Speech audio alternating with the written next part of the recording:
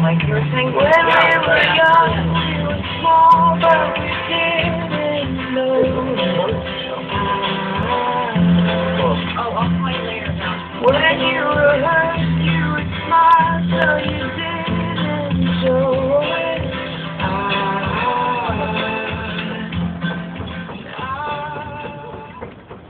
Now, over on your left-hand side, you can see some bungalows. Now, those bungalows used to be dressing rooms for stars back in the day. Rock Hudson, Jimmy Stewart, Doris Day, they all used to get ready right over there.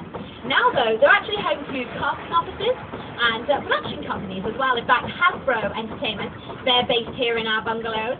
You might know them from the most recent film that they did, which is Battleship, starring Liam Neeson. In fact, if you take a look on the left-hand side, you can actually see Mr. Potato Head is going to be hanging around outside of Hasbro's offices very shortly. We also use these offices over here for Illumination Entertainment. They're producers of Hop, Despicable Me, and the Lorax movie as well. Now, those are the current residents of our bungalows, but one old resident used to be in bungalow 5195, and that was Alfred Hitchcock, legendary director of films such as Psycho, Vertigo, and Rear Window. Lou said you could move into that office. I said, no, I can never be in Hitchcock's office. That should be a shrine, a museum. Very exciting, just to know that he was there and walk by and know he was in that office. Hitchcock has influenced every director. I saw Hitchcock once, walking around the commissary. Hitchcock had his bungalow on the lot. I used to go see Alfred Hitchcock. I loved working with him. I highly respect him. He really understood fear and terror. The Birds, that was a really scary movie. The Birds? Oh, man, that had me looking at crows like for the next 10 years. Psycho, of course. Vertigo was one of the all-time great masterpieces. Hitchcock was master.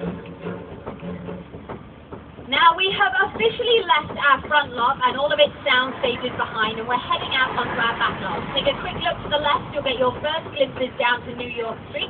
Don't worry though, we will be coming back this way, so plenty of time to take photographs. Now, this is where we shoot the really big experience shots. The sets that you're actually having a look at, I know you can see a brick wall over there on your left-hand side.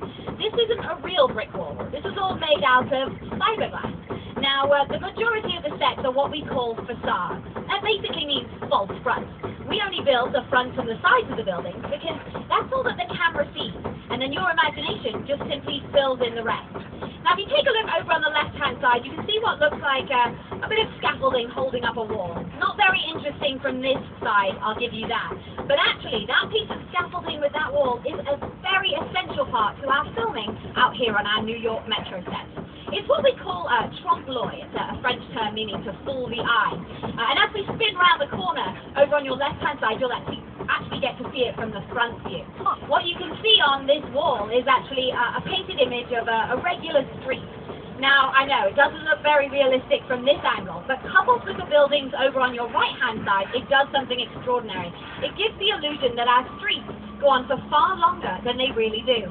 In fact, if you pay close attention over on the left, you'll see that there are doors that open up. We can have actors walking in and out. There are also chimneys at the top that will pump out real smoke. Over on the right-hand side, we've got London Square. As somebody who lived in London, this looks nothing like London. Of course, this is the movie version of everything. That's something to really remember when we're looking at sets today.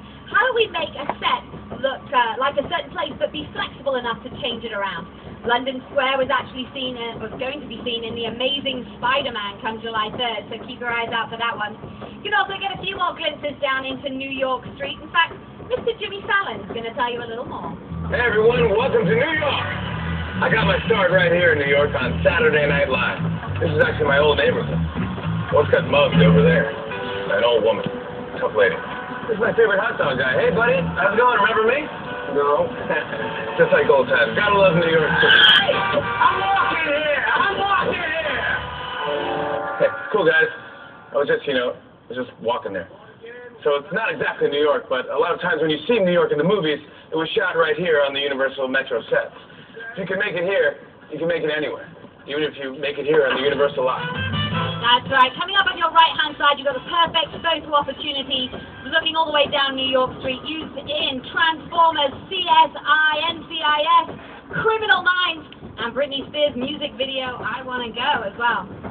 Now, these are our newly rebuilt New York sets. We did have a fire that burned the rest of them down. Unfortunately, we also lost our famous resident King Kong as well in that fire, but not to worry. We got some Peter Jackson and Weta Digital to come up with something even better. King Kong 360 3D. Original King Kong that made me want to direct movies. I saw that movie on TV when I was about 8 or 9 years old, and I wanted to become a filmmaker. I like films that just take you away from your real life and sweep you up an adventure. Kong literally does something. You're on board the ship, you're sailing to a lost island, you're encountering monsters and creatures from, prehistoric times. So I was thrilled when Universal said, oh, but that's not for us though, that's for the Braves. The ride.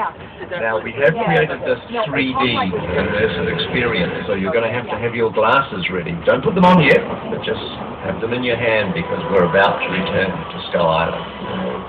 That's right, folks. Welcome back to Skull Island.